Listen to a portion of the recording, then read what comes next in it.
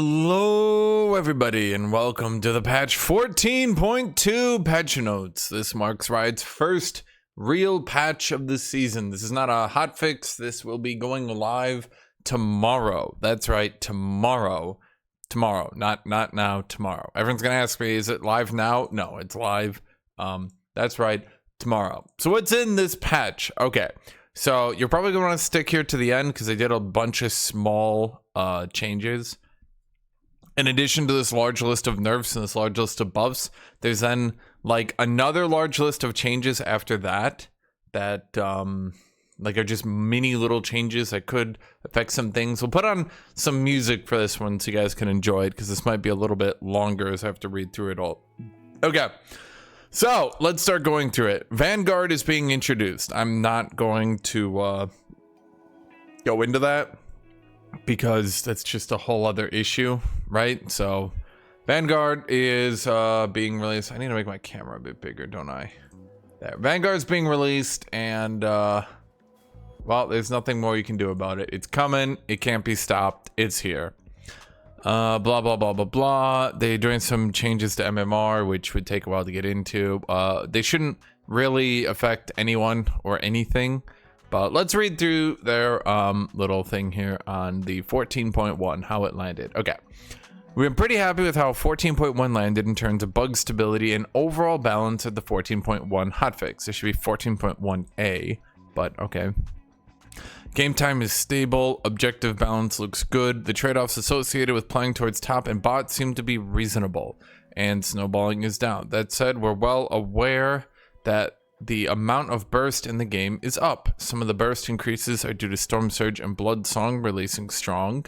You'll see nerfs to them this patch, and we'll be watching how they land. We've also increased AP values across the board, as having 200 AP at 3 items was pretty unsatisfying for players. We wanted to see how these AP increases landed to help identify which champions' AP ratios or base damages need to be adjusted. We also wanted to reduce ability haste on items across the board, and naturally this means that more of an item's power budget isn't burst, which, yeah, I don't think Riot really thought that one through.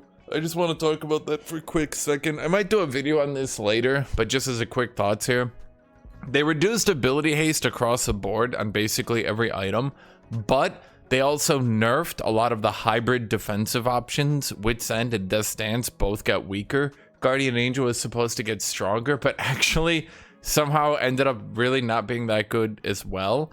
And one of the problems is with weaker hybrid options and less ability haste, and defensive items like Omen and stuff didn't actually get stronger either. So one of the biggest problems is that the amount of damage in the game just went up, because like the gold in items has to go somewhere. It didn't go to armor, it didn't go to health, it didn't go to MR, it didn't go to ability haste. It went to damage and ability power and magic pen and armor pen, lethality. That's all it went to. So naturally what ended up happening is the amount of damage in the game went up considerably. Yeah. We're pursuing some burst reductions in 14.2 through stat chart changes and targeted item champion nerfs. Once we've done a comprehensive audit on which champions classes are bursting, which class is harder, and by how much, you can expect to see additional changes in 14.3 and beyond. Our goal right now is to get burst levels back to how they were in 13.24. That would be impossible. Unless Riot starts buffing the hybrid defensive options again, Death's Dance and Guardian Angel and those sorts of things. Unless Riot starts like buffing those up, or alternatively they start adding new ones into the game. I mean, all you can do is just make items less gold efficient, right? Like you're either gonna have to add more ability haste back in the game, or you're just gonna have to buff tank items, because if the amount of damage in the game goes up but the amount of tankiness in the game doesn't go up, that means people die quicker. That's just simple math, right? Okay. We hope you've been enjoying all these new changes and looking forward to seeing you on the Rift. Okay. You know, I look forward to seeing you too, Riot. Stat charts. Okay. These are changes that are kind of designed to make the game less bursty, but unfortunately they have a really big issue, let's call it that, where there's a problem going forward, okay? The problem going forward is that with less armor and magic resist during the laning phase, What you need to remember is that, like, let's say I take an auto attack, right? And then I heal up because of my health regen. And then I take another auto attack. And then I heal up. And then I take another auto attack, right? During the laning phase, there's lots of health regen. There's lots of potions. There's healing from Doran's blade, from Doran's shield, stuff like that, right? Champion kits will have healing too. And so having this armor and magic resist, particularly in the early game, helped mitigate damage over time. With this new system, there's no more flat armor. There's no more flat magic resist. But instead, there is now these alternative stats. What are these alternative stats? Okay. The first row, the damage, ability haste, or attack speed, that row is unchanged. The second row, yeah, here we go. Row 2. That was like confusing me. Kitty. So row 2, the armor is becoming 2% movement speed. The magic resist is becoming 10 to 180 bonus health. In row 3, the first option, instead of being 15 to 140 bonus health, is now 65 flat bonus health. The armor is becoming tenacity and slow resist, and the magic resist is becoming 10 to 180 bonus health. One thing I think is confusing that I don't think Riot even realizes that they did. They basically gave a lot of tenacity into the game with the tenacity rune. Then they turned around and made all stuns longer. Nocturne's fear is longer. Evelyn's fear is longer. Elise's stun is longer. Morgana's root is on a lower cooldown, etc. So I added a lot more CC into the game. Then they ended up nerfing the tenacity rune. Now they're going back and giving everyone 10% tenacity and slow resist. This is very confusing to me because in addition to really screwing with some champions early game, it means that Riot is basically admitting, oops, we buffed every CC in the game and now people are dying really easily. We should give people back the tenacity that we took away from them. Okay, cool. And then junglers will heal more because they're removing the armor rune, which is odd that they're basically admitting that there will be less health in the early game, but they're only adjusting it on junglers. They're not adjusting it on laners, who will now get poked out way easier, which seems very odd to me. What they could have just done is given every champion in the game one more health regen. They could have just done a comprehensive one more health regen on every champion, instead of saying less mitigation early game is only a problem on junglers. Top laners don't feel it. But I assure you, top laners, mid laners, bot laners, everyone is going to feel it, in fact. So this is a very confusing change to me coming out of Riot. Okay, so what does this mean in total? You can now take 2 shards and get 20 to 360 bonus health. Okay, I'm gonna be honest with you. Not only does this seem like a terrible idea, but this also seems like squishy champions are now gonna end up being so tanky that once again we're gonna run into the problem of like, why would you build defensively? If you can get 360 health from runes, that is practically an entire tank item. That is more health than a bruiser item has. So this disincentivizes people from building the defensive options because, like, let me put it to you this way. If I build a damage item, one damage item, even a light damage item, even late game on the highest base damage champion is like a 30% boost to your damage, right? But if I build a health item, I'm going to get like 10% more health. Sure, I get armor, I get magic resist, sure, but like when we compare now the amount of damage on items to the amount of health on items, your average health on items went down. It was 400 to 500, now it's like 300. So I just think we're going to continue to have everyone is just going to stack pure damage, and this change seems to blatantly give preference towards AD carries, who can now just take the double health shard and just be really tanky for free. So I'm not really sure what's going on there. I don't think Riot really truly thought this one through. This seems to be one of those changes where it's like, Man, this is great for 80 carries. I mean, Freak did the change, so take that as you will. Let's move on to champions. Smolder. Little did you guys know that Smolder's designer actually just got fired yesterday. So his champion is releasing the day after he got fired, which feels very weird to me. I feel like, at the very least in his case, they could have given him like a 2 weeks notice of like, hey man, here's 2 weeks to help with your champion. You're gonna be fired after that, or at the very least let go after that, but like, here's 2 weeks, buddy. You know, but like, the fact that he gets fired the day before the champion releases, or at the very least, I should say 2 days before the champion releases, right? It's very confusing to me. It kind of doesn't make any sense to me. You know, it's like, like for the sake of the company, you'd think it would be good to just hold him around for 2 weeks, right? So that he could like help like give design insight on that. But like, the dude's fired before he's chat. Hey man, what were you doing with this? I don't know. Fuck you guys. Right? Like, why is he gonna help now? So, okay. A little bit dystopian, a little bit weird. Ari, okay. So Ari's charm cooldown is going from 14 down to 12. That's it. There's nothing really else to talk about here. Her charm duration is going, or sorry, her charm cooldown is going down. Okay, okay. Blitzcrank, who is monstrously overpowered. Like, honestly, Blitzcrank was so goddamn OP right now. I find it very frustrating to fight this champion. Like, the amount of CC he has while also being so tanky is insane. Instead of reducing the damage on Power Fist, I think I should have gone for increasing the cooldown on Power Fist. There's a like legitimate problem where Blitzcrank is just like Power Fist runs away, pull runs away, Power Fist, and you're just like, wait, I just got stunned by this dude for 3 seconds, unmitigatable by CC, or I should say by tenacity, right? Like, it's a little wacky. But anyway, his base armor is going from 40 down to 37, and his Power Fist AD is going from 200% total AD to 180%.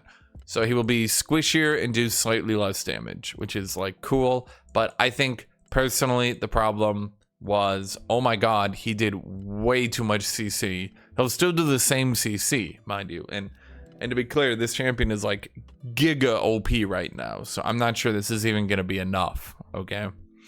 Briar, oh boy. Okay, so Briar's getting a bunch of changes to try to make her more of a bruiser and to make her less of a funny assassin. Okay, so her healing amplification, her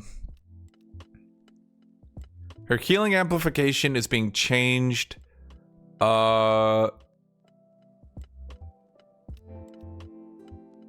Okay, so I'm trying to read this properly. It seems like she will get the same healing at 400 bonus HP. Above 400 bonus HP, she will get more healing. Seems like Briar could just very easily take these health runes and kind of mitigate a lot of this weakness, but okay. So basically, if she builds no health, she heals slightly less. If she builds health, she heals more. So this is actually some incentive for Briar to actually build health for once and not just build pure damage. Okay. Her head rush is being changed into magic damage, so this should disincentivize her from building lethality. She's being changed to do magic damage on her Q with now having an AP ratio. That's weird. And her Q now also shreds magic resist.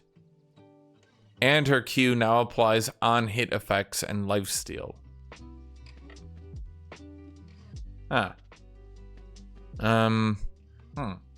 So I think that, okay, personally, I'm looking at this passive change and I'm thinking like, oh my god, if she builds a lot of health, especially with those health runes, she's gonna get a lot of healing. And now her Q will also do a lot of damage. I mean, it's still a gap closer, stun, armor, and now magic resist. Okay, but hold on here. 20% armor and magic resist reduction. That applies to your allies as well. This isn't just a funny change that makes like magic damage items on her stronger. This also means all her magic damage teammates are now stronger around Briar. So that is actually a very, very, very large change. Okay. Then her W is being changed. Instead of healing 36 to 60% of damage dealt, it's now 25 to 45% of damage dealt, and it now just flatly heals 5% of her max HP. It no longer crits. Oh, the bonus AD can no longer crit, but the base 100% AD can now crit. Okay, why was there even a change where her W could crit the bonus damage? Very few abilities can crit the bonus damage. Why was her W able to crit the bonus damage? That's crazy. That's like actually really, really dumb. Why would they possibly have allowed her to do that? Can you imagine she builds one crit item? That means her W now has a 20% chance to just giga crit. That's stupid. That's stupid, Riot. Why would you even do that? Okay, so at any rate, I don't think this is a good change overall. I think it's like a good direction, but I feel like these numbers are a bit wacky. Her healing amplification is going to be going crazy now. I don't really know a better way to put it. Let me think here. Let me calculate this out. If she has a mere 1000 bonus AD, that gives her 0.65 per 1% missing HP. So if she's at half HP, she gets 32.5% additional healing. So if she actually builds like one of those healing items like Sundered Sky, I feel like, and this is merely at 1000 bonus HP. I'm not trying to like make this like an unreasonably high number to make this seem insane, right? Like I'm just saying a half health Briar is going to be healing, you know, a good chunk more. So there's a lot of changes going on in this, and particularly I think I would be okay with it if it wasn't for the magic resist reduction on her Q. I don't think Riot realizes that shredding 20% of MR, that's going to be a good increase to her win rate, simply because her teammates are going to burst people harder, right? Like I don't, and maybe I'm just being insane here, but I feel like this is one of those changes that like it doesn't make her feel better to play. It just makes her way stronger, if you know what I mean. Like I'm playing a tank, Briar cues me on the front line, right? And then I just get burst down, and I'm like, well, wait, and it's because I lost 20% of my armor and my magic resist, right? So just something to think about here. I like the overall idea of these changes. I feel like these are actually good changes to make her definitely play more like a drain tank. I do like healing.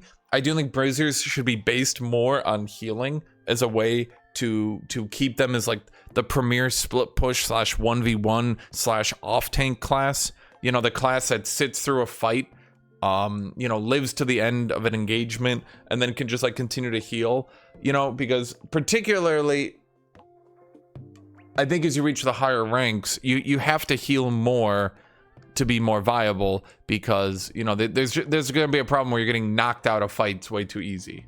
But I do think that this particular change is a bit over the top. Okay, and that's all I have to say on Briar. I do like the overall direction, but I feel like this might be a bit aggressive. Okay, so Camille. Camille's not viable because she cannot E on walls. She's like totally fine if you reach the mid to late game, but like early game, it's pretty bad. So I do like how most of these buffs seem focused on the early game to allow her to actually lane better. Together with some Jax nerfs that we'll see later. I mean, you guys guessed it because it showed on the list, right? Sorry, my hair is just like really annoying me right now. It like keeps like flopping. I feel it on my forehead, and it's like you can feel it flopping. Why is it flopping? Okay. Yeah. So basically, she gets her base HP is going up by 24. Her passive cooldown is going from 20 to 10 to 18 to 10. And then her Q movement speed is going up in the early game. Instead of 20 to 40, it's 30 to 40. So I definitely think this is a good change for Camille. I don't know really what more they could have done, because the problem is the map terrain changes have just kind of killed her. There's very many times where she cannot do anything when the lane is in the middle. Like, she cannot do anything at all. So just making her able to lane a bit better is definitely a good change. Okay, Darius. Okay, I'm gonna be blunt here. I've been very carefully tracking Darius. I think he is way more powerful than Riot is willing to admit right now, and I think this is a mistake buffing him this hard. Let me be blunt here. Darius is still being held down by the fact that Stridebreaker is absolutely terrible on him, and even to this day, 20% of Darius players are building Stridebreaker. Stridebreaker is a terrible first buy on Darius. Darius has received a lot of items which help boost him up in the mid to late game. Deadman's Plate gives 25% slow resist, and Sterac's Gauge gives 20% tenacity. Trinity, Sterax, and Deadman's as a combo on this champion are quite deadly. It allows him to scale really good. Now, the problem here is, as we see, his most popular build is Trinity into Titanic Hydra into Sterac's. We can see a massive win rate shift when he uses either Sundered Sky, Deadman's, Sterac's. There is a massive win rate difference in these different builds here. Okay, you can see it. You can see all the builds where he goes Sundered Sky, Deadman's, and Sterac's are all above 60%. All the builds where he does like Jack Show and Titanic Hydra, they're all in 50%. Okay, I really think Darius is going to be giganormously overpowered with these changes. Like, I think he might be reaching like 52% win rate. We'll see. We'll see, but come back to this video. Come back to my guesstimation here, okay? So what are they doing to Darius? His Q mana cost is going down, fine.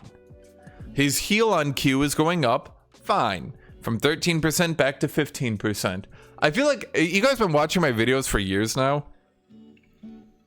Darius's Q is just like 15%, 13%, back to 15%, 13%. 15%, 13, 15, 13. It's like every season they just change it. 15, 13, 15, 13. Well, we're back to 15% again, guys. So, okay.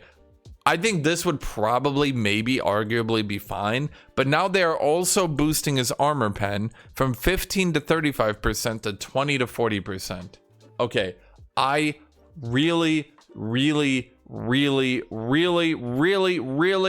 think once Darius means, because like 60%, let me keep this in perspective for some of you guys, okay? As a guy who's looked at a lot of stats throughout his life, 60% win rate, you can see Aatrox's best build right now, Sundered Sky, Spiritosion, Sterac's, is at 62%, okay? 62% win rate on his best build means Darius's best build is 100% totally viable.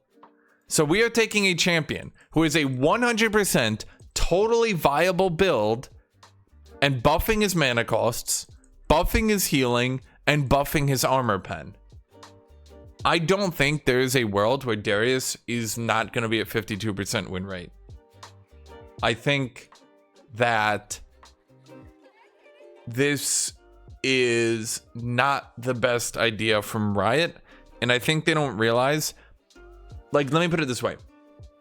It might only look like a 5% armor pen buff, but this means if you have 100 armor, you're going from having 65 armor against Darius to having 60 armor against Darius. That does mean a lot, okay? That means, to be blunt, especially the tankier champions, the little armor they have left is getting whacked. And I really think Riot is not noticing that Darius players are inting themselves to death with bad builds. Sterac's is amazing on Darius, okay? Deadman's is amazing on Darius. I know in the past, that these two items struggled on Darius, but as of now, being able to get tenacity and slow resist and a shield, and then Trinity gives you Giga Burst, okay? There is a build right now on Darius that lets you zoop zip around and be hard to pin down and give you Giga Burst with that Trinity, okay? The Trinity is Giga Burst. And the Apprehend is only going to double down on that because now it's going to be a Trinity with 40% armor pen. Let's remember, Jax can go Trinity Black Cleaver and get 24% armor pen. Darius can get 40% armor pen on Trinity right here. Okay. I'm going to move on because, okay. Ezreal. Well, this is as real as it gets. Okay, how bad is Ezreal right now? Clearly not bad enough, in my opinion, that he needs these many buffs. But let's look at them. His Q is going from 130% AD to 135%. His W is going from 60% bonus AD to 100% bonus AD. That's in magic damage, by the way. So remember, AD tends to be a very good stat, and converting AD into magic damage is very, very, very, very, very, very strong. This is why champions like Yone, Ezreal, and Corki have done very good over time. Going to a 100% bonus AD ratio on Essence Flux is pretty significant. Talking about converting AD into AP, True Shot Barrage is going from 120%, it's going from 100% bonus AD to 120% bonus AD.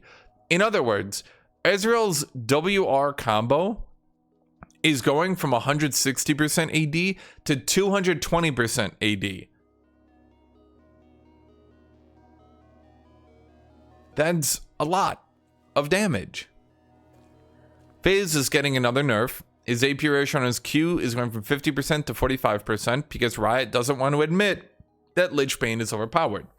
His W is going from a 40% AP to a 30% AP because Riot doesn't want to admit that Lich Bane is overpowered.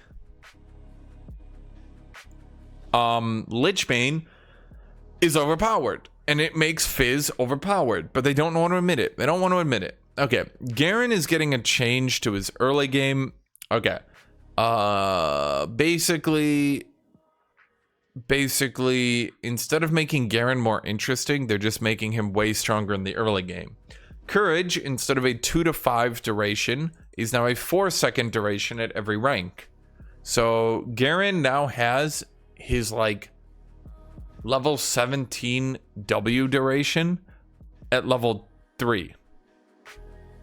Bit odd, but okay.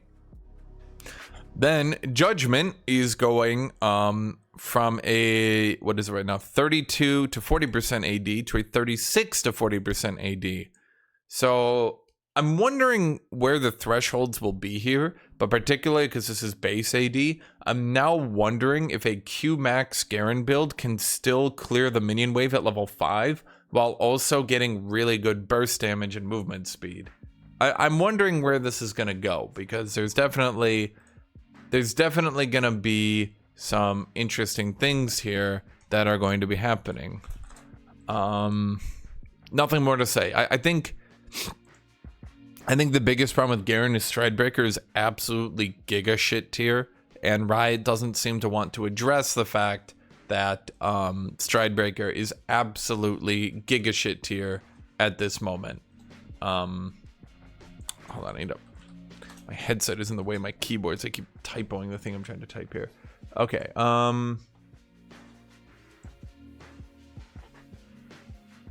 okay, so I was just looking at my Patreon, setting that up for later because I'm gonna read it at the end. Obviously, you all know that.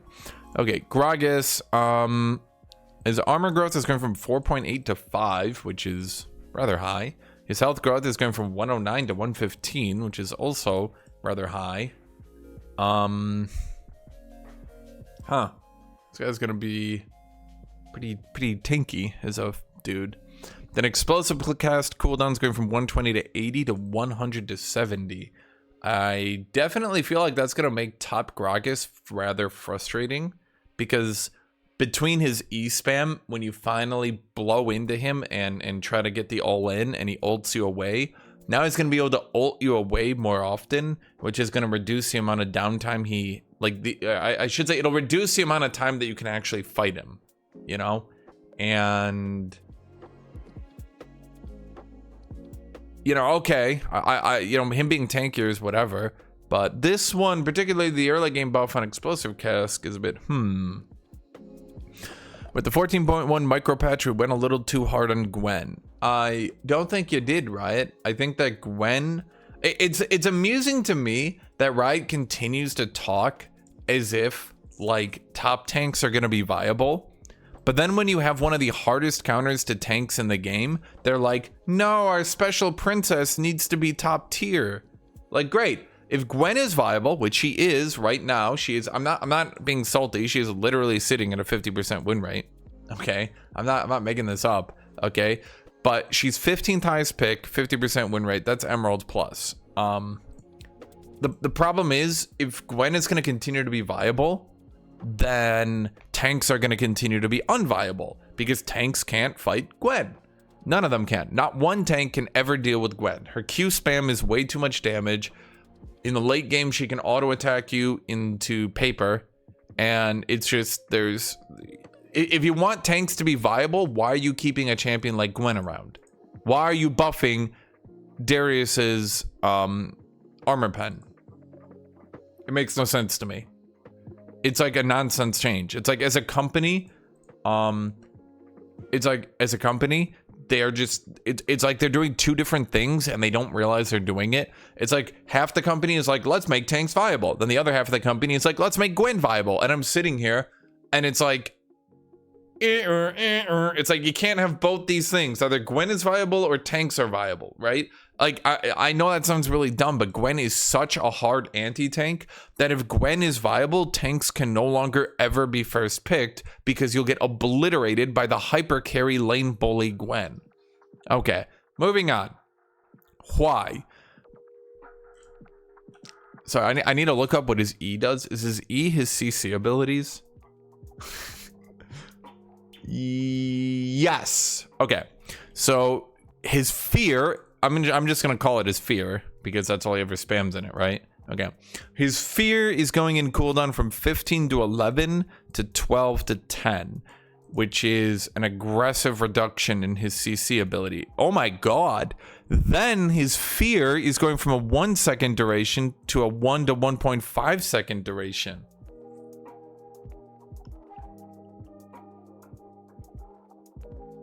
Why is currently struggling due to the lack of haste in the new system. A lot of champions are, Riot. It's not just one, it's everyone. Everyone is struggling. Any champion that relied on abilities is currently doing terrible. The only exception is those of us who can, realistically, the only abilities, or I should say the only items that can give you enough ability haste as of now are Trinity, and that's about it on the Bruiser side. It's literally just Trinity. That's why Garen and Darius have both moved over to Trinity, and that's why Stridebreaker is terrible. On the other side, Sundered Sky is so OP that it kind of compensates and actually makes Bruisers viable. Why does Riot do that? I'm just gonna randomly subject a statement in here. Why does Riot always do this thing where they nerf Bruiser items into the ground, but then they make one Bruiser item that's so good that it carries the entire class? So now it's Sundered Sky. Can you use Sundered Sky? Then you're viable. Can you not? Then you're terrible. That's basically how the rules go right now. There's a few champions that ignore it because they made Sterex and Deadman so good. Those two items are so good right now combined that they can actually make Darius viable. But like other than those two, it's literally just Sundered Sky. Anyway, moving on. Why? Just huge buff on his CC. Probably once again not a good idea, but I have been saying that a lot, haven't I? But there's a lot of changes here where I'm like, that's probably not a good idea. I'm probably gonna play a lot of Darius next patch. just wait and see. Okay, Ilaoi. Ilaoi's base mana is going up, her mana growth is going up, her health growth is going up, and then the missing heal on tentacle hit is going from 4.5 to 5. Once again, not sure this is a good idea. I think a better change would just have been to make her tentacles reach longer so they could hit the center of the lane. Basically, Ilaoi's tentacles can't hit the center of the lane. So what are they doing? They're giga buffing her when her tentacles actually can reach. Why is that a good idea? They should just make her tentacles reach slightly longer. The problem is, now Alawi is utterly unbeatable next to a wall, but she can't do anything in the middle of the lane. Which, is that fun? I don't think so. That's like really unfun. That's like bad gameplay right there. Okay, Jax is getting a nerf, and then he's getting way buffed later, but we'll get to that. Jax is getting a nerf. His Counter-Strike damage is going down by 15 flat, which means it gets doubled to 30. So it's going down by 15 to 30 damage. Then the health damage is going from 4% to 3.5%. I think this is crazy, and Riot is making a terrible decision. Jax's Counter-Strike should be doing 200 damage at rank 1. Anyone who thinks otherwise is a sane person that shouldn't work at Riot. Seriously, why was this ability doing like 200 damage at rank 1? I think... So it was doing 110 base damage, then 8% of your health. Your average champion had 700 base health, so it's 8 times 7, 56. So it was doing 150 to 166 damage at rank 1. If Jax ran... Okay, I shit you not. Wait, I shit you not. If Jax just ran up and Counter-Striked you at level 1, it would literally do more damage than a complete Rumble Flame Spitter. Does Riot, like, actually... Did they actually math out the numbers? Like, they do realize that Jax is very, very high base damage, right? When you combine giga damaging abilities and burst and sustain damage with high base damage, boy, why do you think Jax was so goddamn broken for so long, Riot? It's a real mystery. No one knows why. Good change, but wow, why did this take literally an entire year? Why did this take literally an entire year? Karma, I'm gonna throw this onto the... Ooh, this is maybe not a good idea. Karma's getting giga buffed. Her base health is going up by 26. The AP ratio on her Q is going up by 20%. And the AP ratio on her E is going up by 15%. I'm gonna be blunt. Riot doesn't think this is gonna bring back top lane tank Karma, but I highly, highly, highly suspect we're just gonna see Frozen Heart, Seraph's, Leandri's Karma, something like that. I don't think Riot realizes the exact reason they nerfed her Q AP ratio was so she stopped going into solo lanes and dominating the solo lanes. I also don't think they realized that, and let me bring this up here just so I don't talk out of my ass, but didn't they... Yes, okay. So I don't think Riot realizes that they also buffed the AP ratio on her QR. Her QR will now do a total of a 1.4 AP ratio hit. No, wait. Oh my god.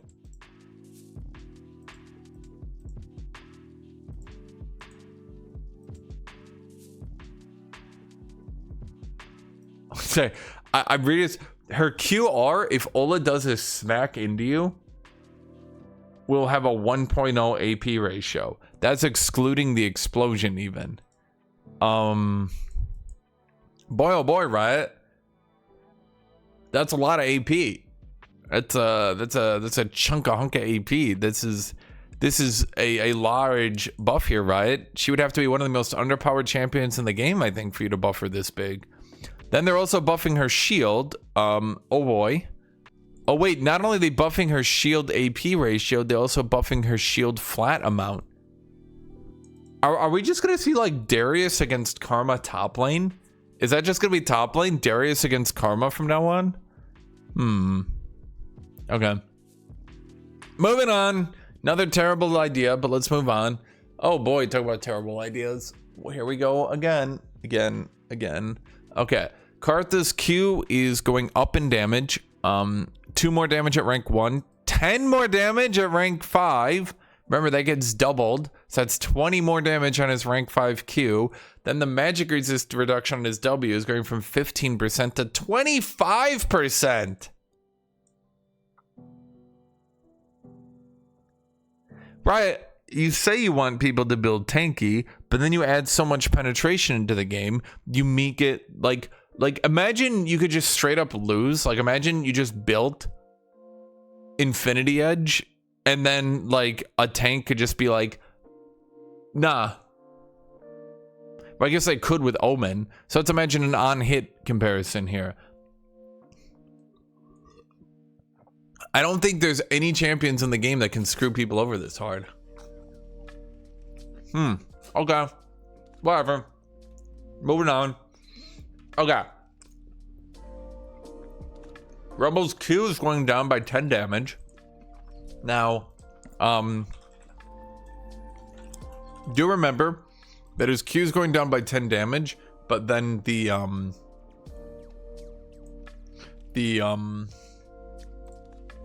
what do you call it? The danger zone. There you go. The danger zone buffs that up by 15%. So it's actually going down in the danger zone by 15 damage flat. Then his electro harpoon will only shred 54% of your magic resist instead of 60% of your magic resist. I mathed it out before I did this video just to be sure. So that's right. His flame spitter will now only shred 54% of your magic resist instead of 60%.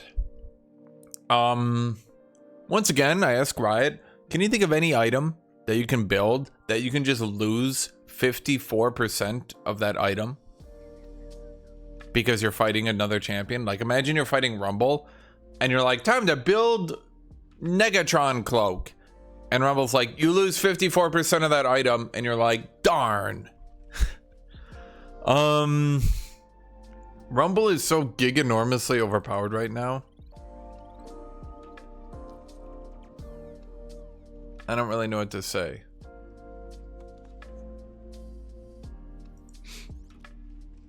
Anyway, I'm just gonna move on. I don't. Will this be enough? I'm like trying to think about it. So the thing is, Rumble's like giganormously overpowered in pro play and at the high ranks. But the problem is he's not really good outside of that. So I think that what they're trying to do is like they want to nerf him out of pro play without like completely removing him from the game. But the problem is, even a nerf like this basically just removes him from the game. So they kind of just need to nerf his early game and buff his late game. Which I don't know why they're not doing that. Just like reduce the damage on his Q down to like 100, all the way from 135 to 100, and then just buff its AP ratio a bit. Because like the problem right now is Rumble doesn't really scale that well, but he's so goddamn insanely broken in the laning phase that basically no one can get out of the laning phase intact against him. Everyone dies. But now what they're doing is nerfing his scaling and nerfing his early game, so now he just won't be viable below diamond. So whatever. Shen's base damage is going up by 4. Why? Because he kind of sucked. With all the power creep that's happened in League of Legends, there's been an actual legitimate problem where Shen can't beat anyone early game anymore. And just to show you what I mean, I'm literally just gonna load up. Let's look at Masters Plus. Ignore the win rates or anything like that, but let's just look at the champions, right? Aatrox's passive became magic damage. Jax got magic damage on his E and percent health damage. So we have percent health magic damage, percent health magic damage. By the way, why are we not nerfing Fiora? Like, it's kind of crazy that you can't even ban Riven because like Fiora is so broken with the new items. Anyway, Cosante outscales him really hard and then just lanes normally against him, right? Fiora is Fiora, turbo broken, shits on him. Riven got buffed in the early game, more damage on her Q, more damage on her ult. Udyr does percent health magic damage. Yone does, you'll never believe this, percent health magic damage. Oh, would you look at that? Percent health magic damage. You know what Jace does? Percent health magic damage. And then Renekton. I think he beats Renekton. So, of champions, like, let's just look at champions who he has to build armor into, who then also do percent health magic damage. Aatrox, you have to build armor, then he does percent health magic damage. Jax, you have to build armor, then he does percent health magic damage. It's 2. Yone, you have to build armor, then he does percent health magic damage. There's 3. Jace, you have to build armor, then he does percent health magic damage. 4 out of the top 10 picks, he builds armor to survive, then they percent health magic damage and shred him down. I'm just saying, there's been a lot of power creep in anti-tank, And particularly when you have to remember, in comes Gwen. In comes Gwen, hot on his trail. If you pick Shen, you're like, I want to play Shen. And they're just like, snip, snip. Teemo's getting nerfed because he's overpowered and just really annoying. Okay. So his AP ratio on his E is going down, and the cooldown on his ultimate is going from 30,000 in 25 seconds to 35 seconds. If I let me math this one out because I'm interested as to how long that would actually be. 30,000 and 25 seconds. So the cooldown on his ultimate is going from 8.3 hours to 35 seconds, which that's a little bit of a buff. I don't know if Riot really wanted to buff him that much, but you know, I do also think an 8.3 hour cooldown on his ultimate was perhaps a little bit too long. Most games didn't go on that long, and it kind of rendered it unusable. Okay, Twisted Fate is getting a Giga buff, which is weird.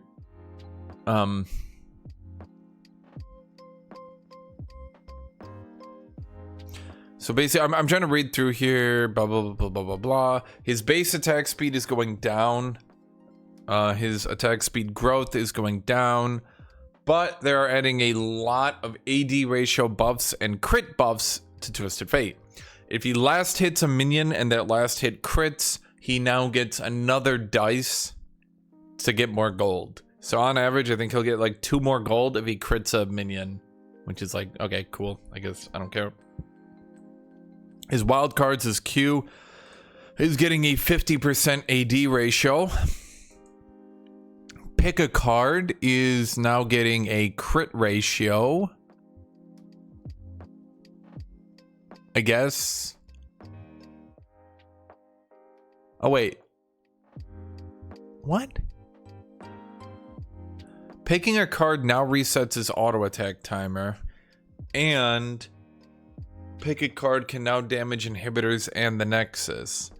And crits multiply the damage on his cards. I don't think Riot's thinking this one through. This is like a huge buff, even if all you're trying to do is do AP Twisted Fate. And he is currently the 5th most played champion at Masters Plus with a 51% win rate. So even if all he does is build rapid fire cannon, all these buffs still affect him. Then the bonus attack speed on E is going from 10 to 40 to 10 to 60. And it's getting a 75% bonus AD ratio. And Stack Deck now affects towers.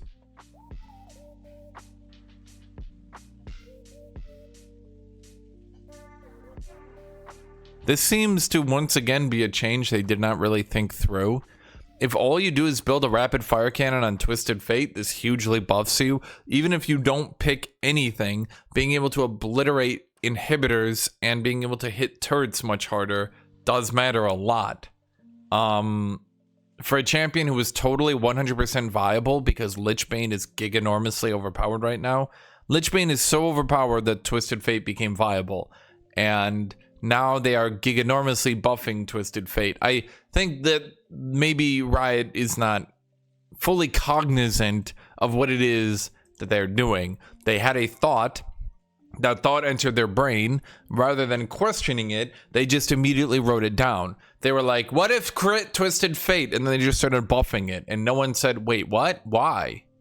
But okay, fine, whatever. Vigar, base health going up by 30. Cool, awesome, interesting, amazing. I guess. I don't know.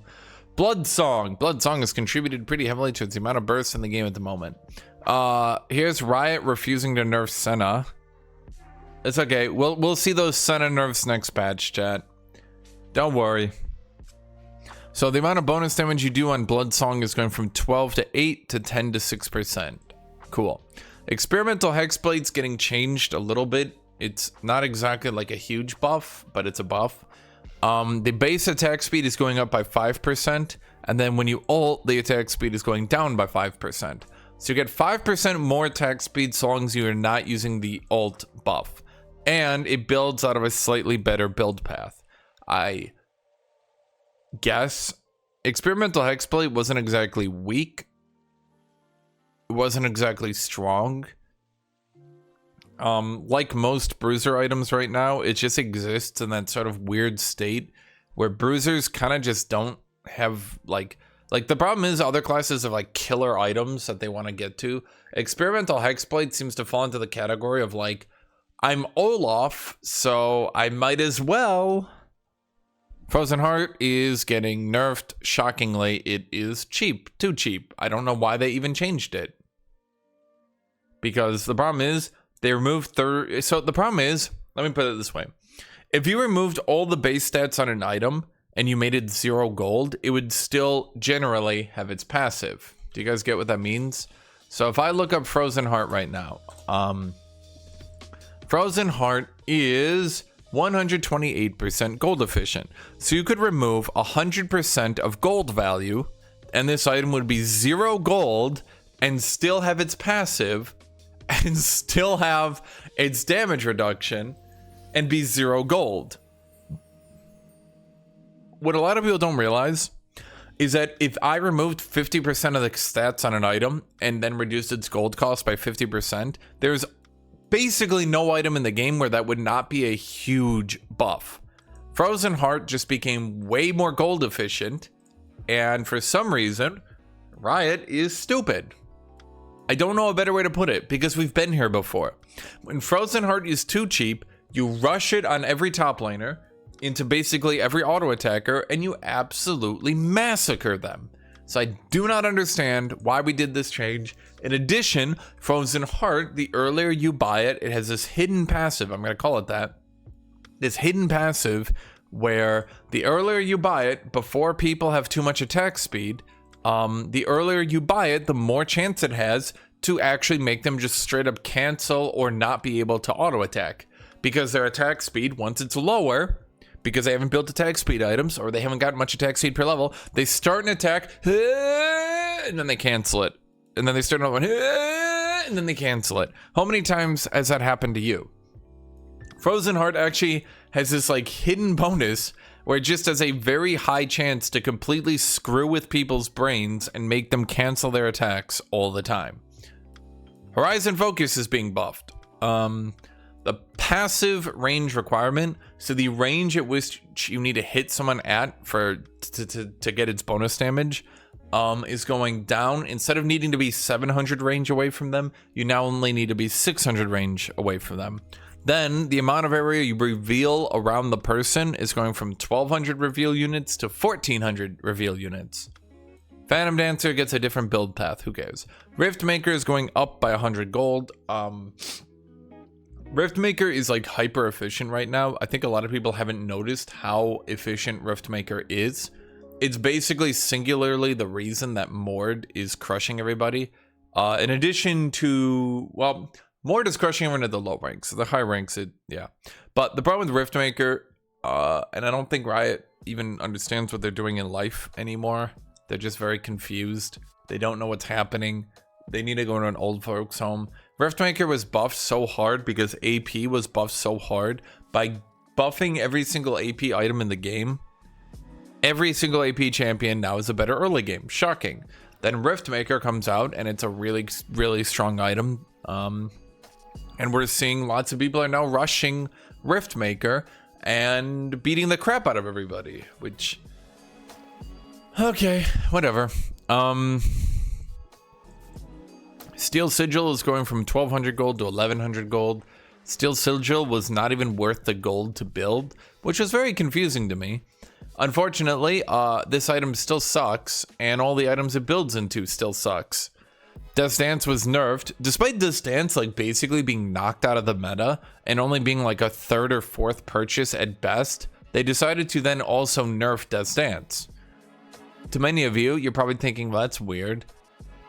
And yeah, it is weird. At a time when there's more burst, they decided to nerf all the anti-burst items so they were no longer worth building. So this change is basically a non-change. Storm Surge is being nerfed from 100 ability power down to 90. And then the active damage, like the proc damage, is being changed. Instead of being 30 to 22.5% AP, it is now 20 to 15% AP. So it will do, it has less ability power, and then its proc will also scale slightly weaker.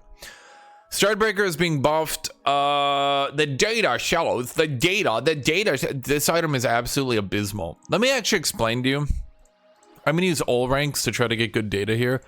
Let me show you how abysmal Stridebreaker is. Stridebreaker across all ranks has a 4% lower win rate than Trinity on Darius. On a champion that was supposed to be building Stridebreaker, it is quite literally stronger to rush the nerfed Black Cleaver than it is to build Stridebreaker.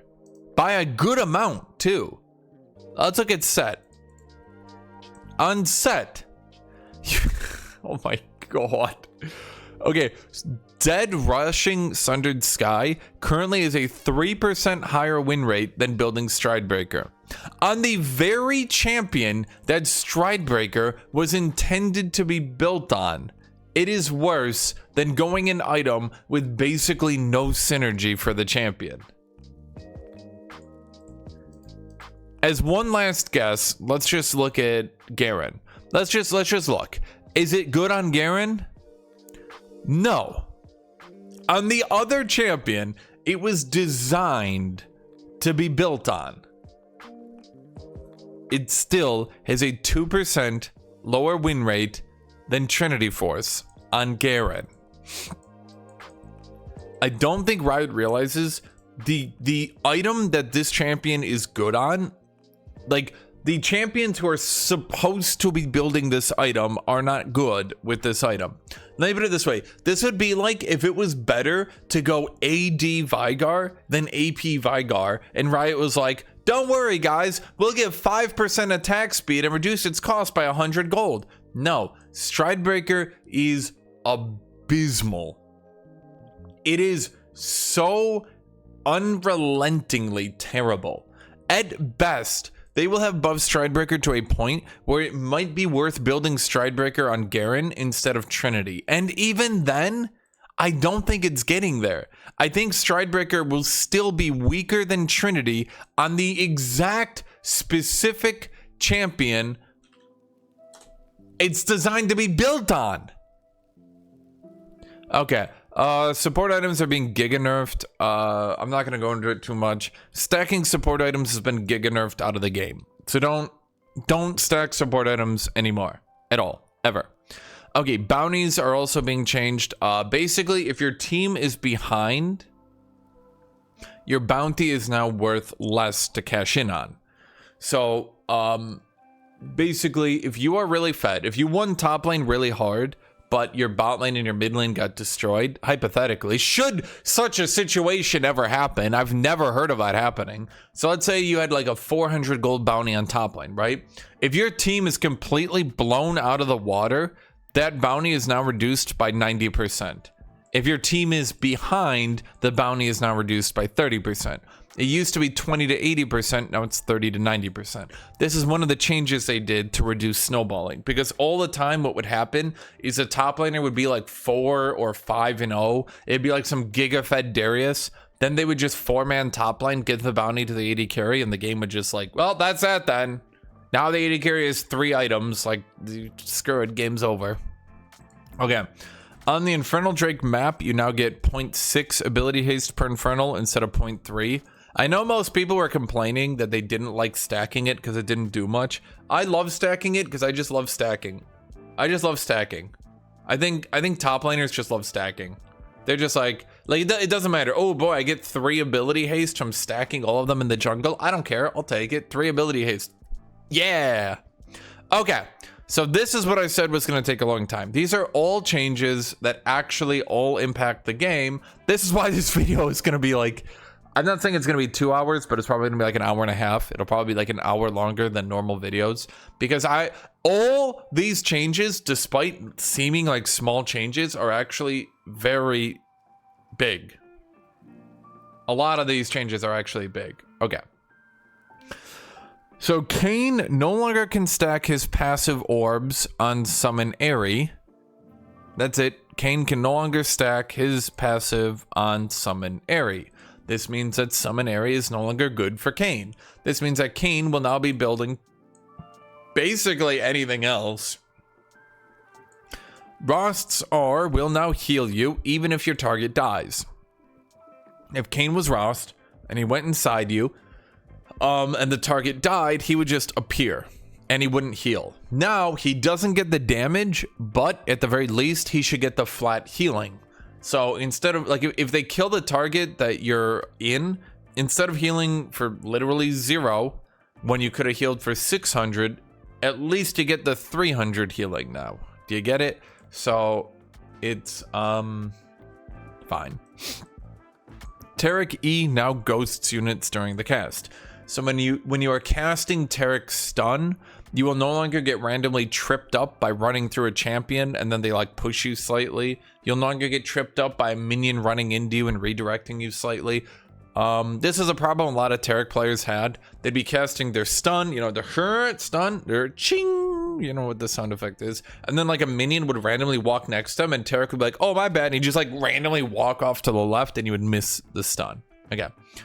Rammus will now properly play his auto attack animation when his W ends. I don't think this is a very big change. Not going to talk about it. Kled's Q no longer variable duration, changing from 1.75 to 2 seconds to a flat 1.75. Amazing, incredible, stupendous. For all of you doubters, you losers, you jackasses, who over these last 8 years have told me, no, Hashinshin, no, Kled is not RNG. This champion is not RNG. Yes, Kled's passive is still RNG. To this day, it's just less RNG. Kled's Q duration was literally RNG. Kled's E is still RNG. So even with them reducing the RNG on his Q, we have gone, I shit you not, we have gone from his Q and E and passive all being RNG to his passive is less RNG and his E is still RNG. What I mean? Kled's E can still now randomly or not be used based on a random server tick rate duration. If you get knocked out of Kled's E, you can still randomly use it and go back in. Screw it, right? Just the other day, I was knocked out of Kled's circle for like a full goddamn second, and then I just used it anyway. It was so weird. Like, I was literally like watching it happen. I'm like, there's no way I can, and I pressed it again, and I like shot across an entire screen back in. It was so weird looking even. Anyway, Evelyn now tracks enemies falling under ult threshold much more often. So what this should mean is if you do a bunch of, okay, so basically the tick rate on Evelyn's ult was really low. She could burst someone low, and then because she burst them right before she ulted, she wouldn't actually do as much damage. Or if someone healed right before Evelyn ulted, it wouldn't count them as having healed for the damage dealt. So this should update the tick rate of Evelyn's ult way more often. Jace's Hammer E now uses regular knockback instead of fixed distance upon the spell being cast. I'm gonna need to go out into paint for this one, okay? Let me explain what happened. If this is Jace and this is you, okay? Under the old system, if I'm here and I jump to the other end of Jace, right? His knockback, if he started casting it, would still knock me back to here. Do you get it? Under the old system, it chooses your knockback at the beginning of the cast, not when it knocks back, okay? Under this new system, now, if I move to the other side during his knockback cast time, it won't knock me back randomly to where you know, at the start of cast, it will now knock me back in this direction. This means Jace in particular can no longer get 1 pixel ahead of you, start his E cast time, and knock you back even though you get in front of him during the cast time.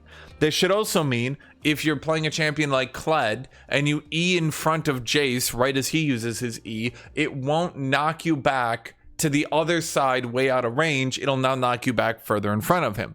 This should mean that significantly more champions can actually fairly fight Jace, and he won't just have a random, I automatically win, die.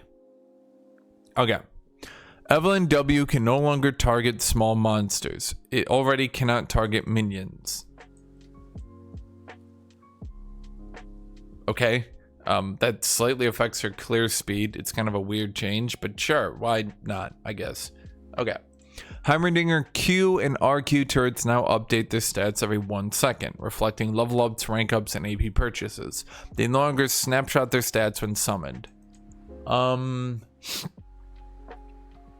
This means if you place down a turret, then level up, the turret should also level up with you?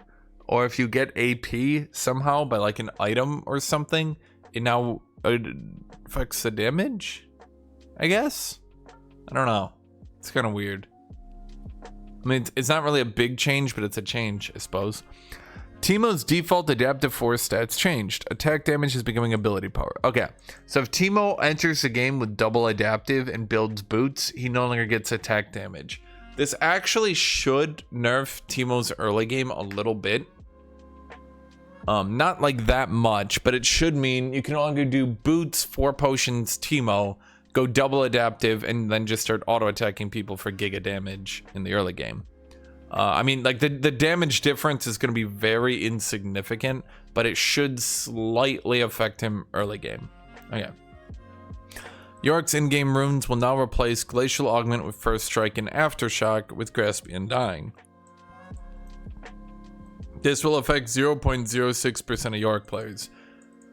So apparently enough Yorick players were going Glacial Augment and Aftershock, despite the fact that Yorick could not proc them ever, which was odd. Okay, I guess. I mean, it was only 0.06% of Yorick players. We're talking 1 in every 5,000 Yorick games had this. So very, very, very insignificant amount. Okay. Gragas W now applies against turrets and other structures doing 50% normal damage. Gragas W now applies in an AoE when targeting structures and includes them in its AoE when targeting units nearby. So this means you can W minions and slightly hit the turret, or hit the turret and slightly hit minions, and you can also use it to damage turrets. It's not that big of a change, but cool, I guess. Cannon will now respond with W fully stacked. By the way, the reason it's not that big a change, unless they broke it and they let him do the percent health damage against a turret, which they have done before. They have actually broken abilities. Normally turrets are immune to percent health damage because otherwise it breaks the damage against the turrets. But they have before actually broken it to where some abilities would do percent health damage to turrets, and then they would end up doing like 500 damage to the turret. And I remember the last one was Divine Sunderer used to do that. And Divine Sunder was like, people would do like 700 damage autos to the turret. It was funny. Other than that, I'm looking at its base damage. Half of that, I mean, it's okay. It basically means, I'm just like looking at it. It basically means Gragas can like he can auto attack, then W, then auto attack. He basically gets an extra half an auto attack of damage to the turret. It's really not that significant. It's really not that significant. It just gives him an extra half auto attack of damage. Cannon will now respond with W fully stacked. That just seems like a quality of life change. It seems like it'd be really annoying to play Cannon, and like you need to like randomly auto the jungle or minions to get your W stacked up as you run to turrets, or I guess run to a team fight at Dragon or something. Ornn R and R2 will no longer be able to Ornn R and R2 will no longer be able to target allies or the minimap.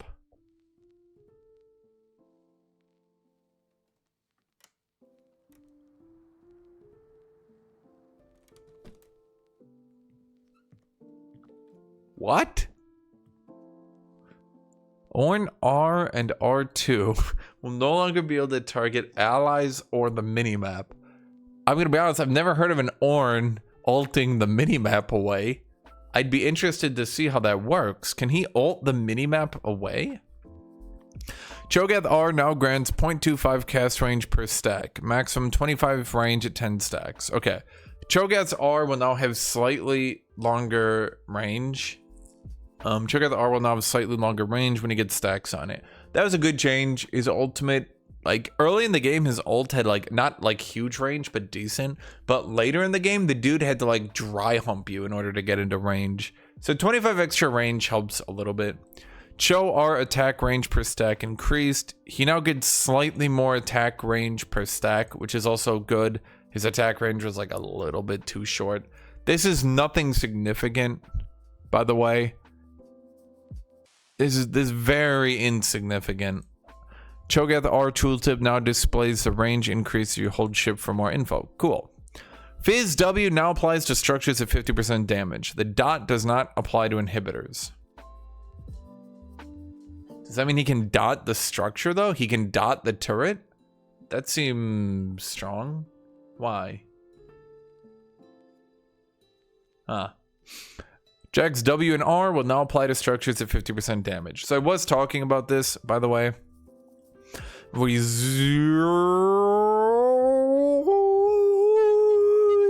passed him. Wait, we're going back. Where was Jax? There we go. They are nerfing Jax's counter-strike damage a decent amount. Not like, oh my god, they're half damaging it, but they're lowering it a decent amount. But in return, Jax will now be able to use his W and his ultimate on turrets, which I'm not saying this will like equal out the nerf, but definitely this means that that nerf they're doing is not going to be as impactful, I think, as they're pretending. Okay. Lulu's picks moves faster, especially when further away from its target. I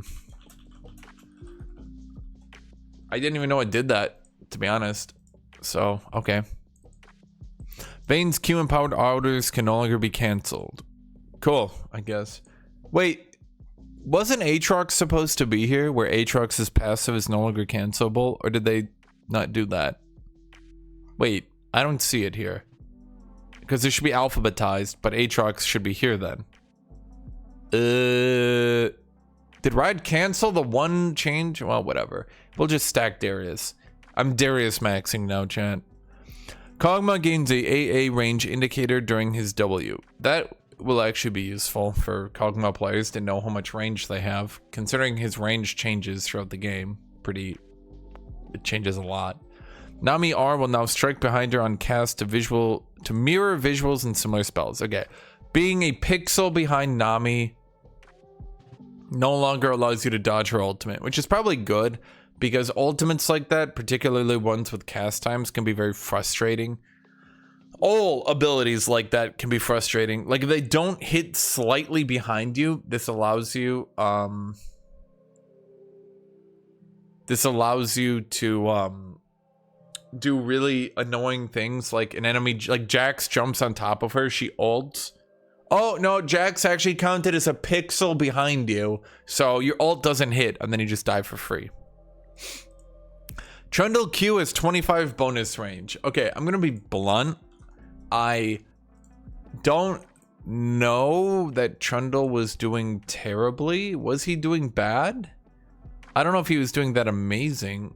I'm trying to find him right here. Where are you, Mr. Trundle? Yeah, Trundle was doing pretty good at the low ranks. If I go to Emerald, Trundle... Wait, blind? Is he still up here? No, okay, Trundle is still decent at Emerald, actually. I didn't know that.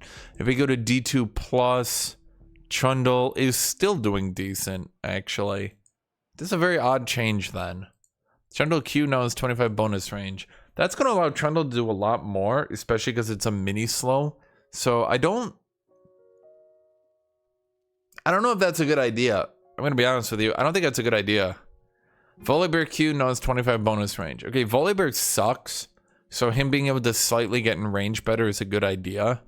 This Trundle thing, I'm a bit wary about this because, like, Trundle's not exactly doing bad. In fact, he's doing quite good. Okay? Now, Volibear Q, I don't think Volibear is doing good anywhere, actually. I think Volibear basically sucks this patch, right? I can't think of any item or build or anything that can possibly get this champion. Yeah, he's down here. He is dead. How are they not buffing Volibear? This champion is dead. Like, I'm talking dead.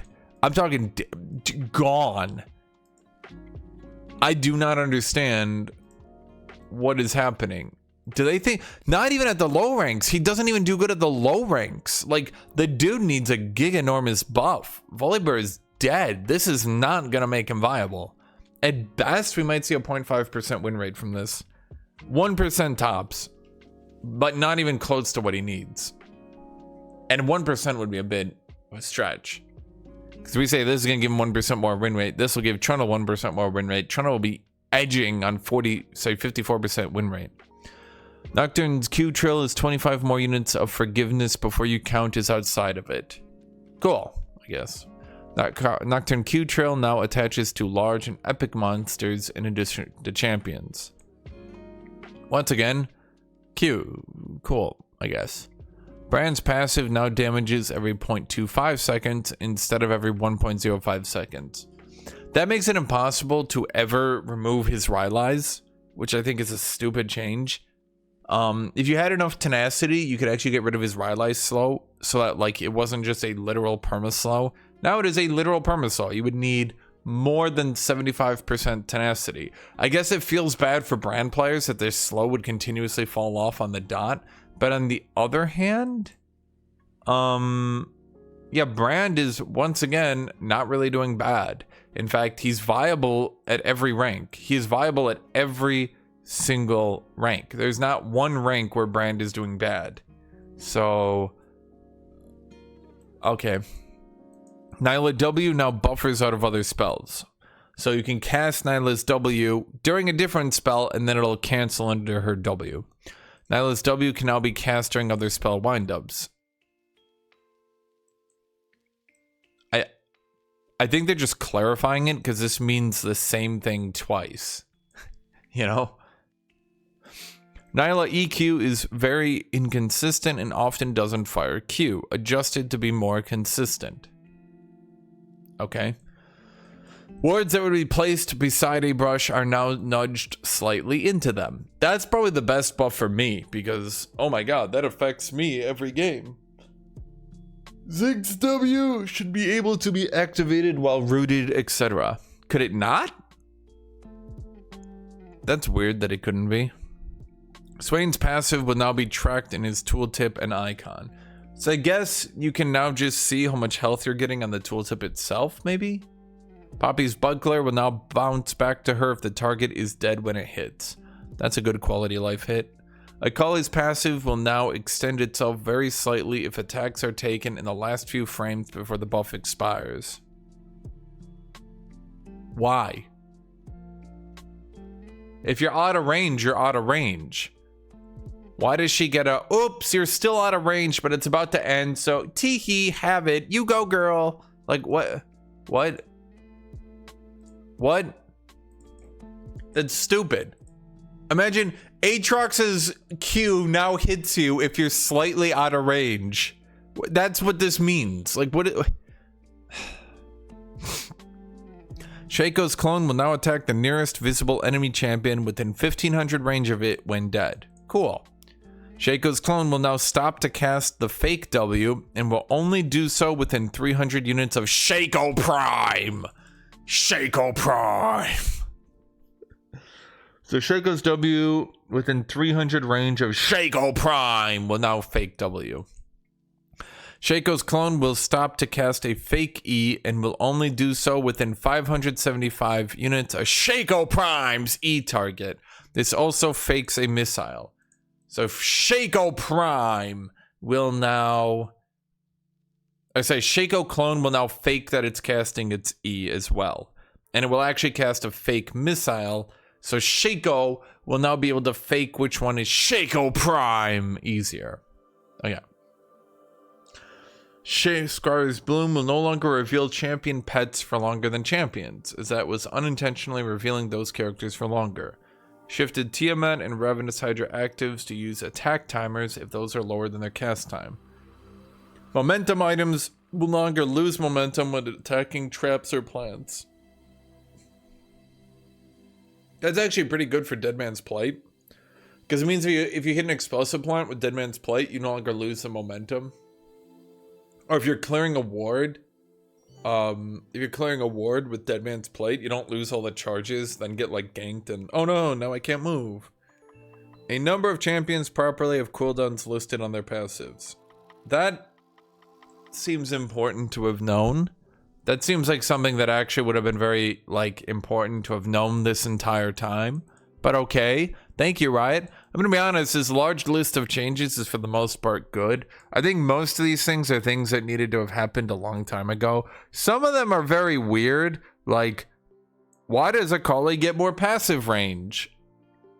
Because she feels bad that it expires? Like, fuck you, Riot. If it's out of range, it's out of range. Why does she just get a feels good extra attack? Can I get a feel good extra attack on Aatrox? If I'm slightly out of range of my passive hit, can I then get more range? This is just Clash, ARAM, practice tool update. This is just making the practice tool actually work.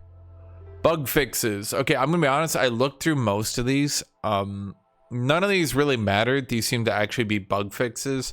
And then the actual bug fixes were up there. I mean, Rift Scuttle responds 2 seconds later. I mean, yeah, sure. Master Yi's Highlander doesn't affect the slow effect. Or sorry, Master Yi's Highlander now does affect the slow on Ahri's Charm. So if you charm Master Yi, he's just gonna run up to Ahri really, really, really fast. Like a horny... Well, just like he's horny. That's about it. So now we're moving on to skins. Okay, let's look at these skins, my chatting chatters. What do we got here? Primal Ambush Sivir. It's Sivir, but she's a cat girl? I mean, it's just Sivir as a cat girl. I'll be honest, is this even Sivir's face? How is this a skin? It's just Sivir as a cat girl. Am I crazy? Primal Ambush Riven. It's just Riven as a cat girl.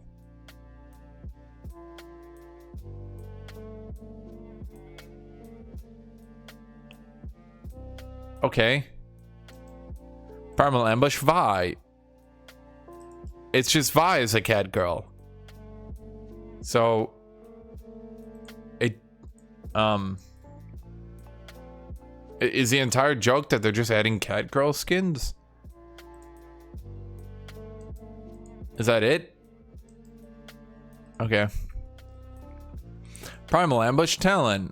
It's Talon as a cat boy. Oh my god, it's Inuyasha. Except we already have Set, so like... Okay. I'll be honest, I'm not very inspired by these. I think of them, I don't like the Sivir one at all. It's very lame. The Vi one, at the very least, it's got like a tiger claw as her fist, so it's like... So like, I get it. Right? Like, I get it. It's like, at least it's unique and cool. The Riven one, at least it looks like she has like fangs or something. It's not going to come across in game. In game, it's literally just going to be Riven with a tail and cat ears. So, okay. Talon is just shirtless Talon. I mean, at least his blade looks cool. Like it's shing, shing, you know? 3 honors Akshan.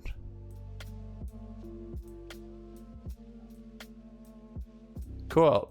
Doesn't look like anything to me. 4 seen Yasuo. Old Suo is coming. I like this one because at least it does something. It's old Yasuo. Old Suo. Heaven Scale Smolder.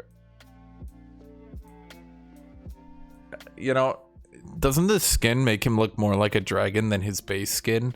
Which is kind of funny to me. I guess. Primal Ambush Sivir. Yeah, that's basically what I thought was going to happen. It's literally just Sivir with cat ears. Like, okay. Primal Ambush Riven. You can't even tell she has cat ears. So is it just cleavage Riven? It's just Riven, but we gave her cleavage? Doesn't Riven not really have cleavage in her skins?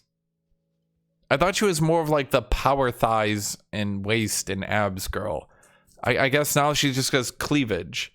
Now it's just it's tits Riven. Does Riven even have tits? Primal Ambush Vi. Yeah, I would be honest, it's probably my favorite. Blatantly, it's like not even close. This one is my least favorite by far. This one at the very least has like an aesthetic, right? It's got, like, I like some of these chromas at the very least. Like some of them are okay, you know? I like them. This one at least looks like a unique skin. This one I can get behind. Like the claw hand, like I like that. I like it. It's cool. I do like this one. This one is good. This one is good. This one is mediocre. I'm gonna be honest. It's literally just Titsin, Tivin, Boobin. This one is awful. It's like they accentuated the cat ears, so at the very least they could be like, look guys, it's a skin. Cool, thanks. I kind of like this one because at least a claw looks cool. It's a claw, yeah. Right? Like if I was like a Talon player at the very least, I'd be like, oh my god, a cool claw, right? So at the very least it does something. Foreseen Yasuo. It's very less cool in game. I feel like when you actually see it in game, it's kind of boring. It's just old Yasuo, which I guess that's the point of the skin, but like, how come Yasuo is the only one here who actually seems to get like a cool, unique skin? Whatever this shit is, they don't even show it down here. They don't even give a shit. They're like, who cares? It's Akshan. No one wants him. Heaven Scale Smolder. It's Smolder, but he actually looks like a dragon. Crazy. Okay. So, hate it. It's okay. Love it. It's good. It's fine. And it's fine. There. I just rated them all.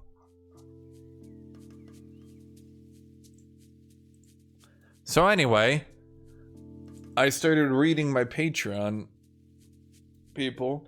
So if you like Hashinshin and you say to yourself, wow, I love Hashinshin. Hashinshin, please continue to make these videos because you're super cool and I like that you make this content and I hope you can continue to make this content. If that sounds like you should join Hashinshin's Patreon. Who are my current members? At the Super Cultist tier, we have Monica, Real American Security LLC, and Stefan Ortman. At the Superfan tier, we have Deep the Heretic and T the Fish. At the Not Cultist Deluxe tier, we have Amzarine, Blazenrock, Christoph Marks, Genny Shelbert, Pancho Rodriguez, Tenny Kanashisa, Destroy, Sebastian.